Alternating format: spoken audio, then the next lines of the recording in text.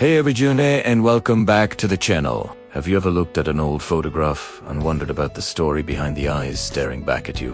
What if I told you that we now have the technology to not just wonder, but to actually hear that story? In a way, we can bring historical figures, even those captured in a single, silent moment, to life. Today, we're diving deep into something truly groundbreaking. We're going to use the power of Grok AI to see if we can give a voice to one of the most iconic faces of the 20th century, the Afghan Girl. This is a journey into the heart of technology, art, and human experience, and I have a feeling it's going to be absolutely unforgettable. So, stick around as we attempt to witness a piece of history speak for the very first time. Many of you will instantly recognize her. The piercing green eyes, the red headscarf, the intense, unforgettable gaze that seems to look right through you. This is Shahbat Gula, famously known as the Afghan Girl.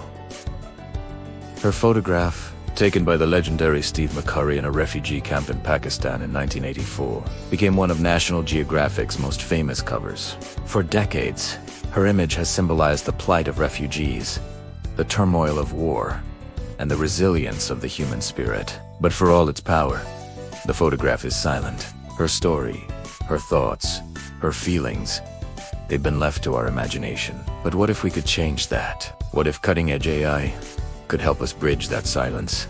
That's exactly what we're exploring today. We're going to see how a revolutionary tool like Grok AI might allow her to express her story in a way that has never been possible before. To truly appreciate what this means, we have to remember the context of her life. Shahbat Gula was an orphan. Her parents lost during the Soviet-Afghan War. She had to flee her home, walking 4 weeks across the mountains to the safety of a refugee camp. The fear, the loss, the uncertainty she must have felt is almost unimaginable. That famous photograph was taken when she was just 12 years old. Her entire life had been shaped by conflict and displacement. For so long, the world has looked at her face, a symbol of a larger struggle. But her individual voice, her personal testimony, has been largely unheard. This isn't just about a picture. It's about a person who has endured immense hardship. There's a profound need for her voice, and voices like hers, to be heard and understood on a deeper, more personal level. This is about restoring agency to someone who has been a silent icon for far too long. So, how does this all work? Let's talk about Grok AI. Now, this isn't magic. It's incredibly advanced technology. Grok is a type of generative AI, similar in some ways to others you might have heard of, but with some unique features. It's designed to process vast amounts of information, books, historical records, cultural contexts, and then generate human-like text and conversations based on that knowledge. Think of it as a massive, interconnected brain that can understand nuance, context, and even emotion to a degree. For our experiment, we would feed Grok all the known information about Shahbat Gula's life, the articles, the documentaries made after she was found again years later, the historical context of the war and the cultural norms of her Pashtun heritage. The AI then synthesizes all of this to create a persona, a digital consciousness that can respond and communicate from her potential perspective. It can generate text that reflects her likely experiences, her possible feelings of fear, resilience, and hope. It's a way of building a conversational bridge to the past. Now, let's get to the heart of our experiment. After inputting all the data, we began to interact with the AI persona of Shahbat Gula. We asked it about its memories, its feelings about the famous photograph, and its hopes for the future. And the results were, well, they were chillingly powerful. At one point, we asked a simple question. What would you want the world to know? The AI, speaking from her perspective, generated a response that truly gave me good. It says something like this. You saw my eyes, but you did not see the mountains I crossed. You saw my fear, but not the strength that carried me. I am not just a picture on a magazine. I am a daughter, a wife, a mother.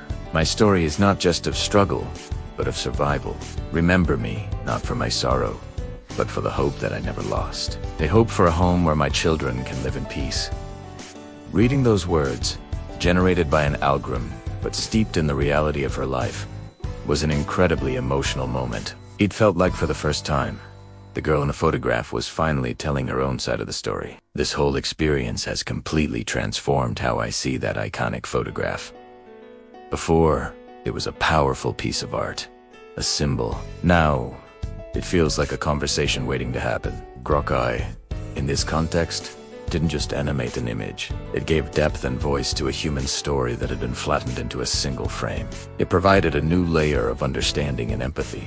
And this has implications that go far beyond just one picture. Imagine using this technology to understand other marginalized voices from history. Think of the letters from soldiers, the diaries of pioneers, the forgotten accounts of people whose stories have been overlooked. AI could become a powerful tool for historical empathy, allowing us to connect with the past in a more profound, personal, and interactive way. It's not about replacing history, but about enriching it, giving us new ways to listen to the voices that have been silent for too long.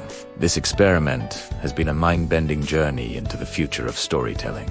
The intersection of AI and human history is a frontier that we're only just beginning to explore, and it's filled with both incredible potential and important ethical questions. It forces us to think about authenticity, representation, and the very nature of truth. What do you think about this? Is using AI to give a voice to historical figures a powerful new tool for empathy? Or does it cross a line? I'm genuinely curious to hear your thoughts, so please, share them in the comments below. Let's have a real discussion about this. And if you found this exploration as fascinating as I did, don't forget to like this video, thanks, and subscribe for more deep dives into the ways technology is changing our world from your Planet Tiptoon YouTube channel. Thanks so much for watching, and I'll see you in the next one.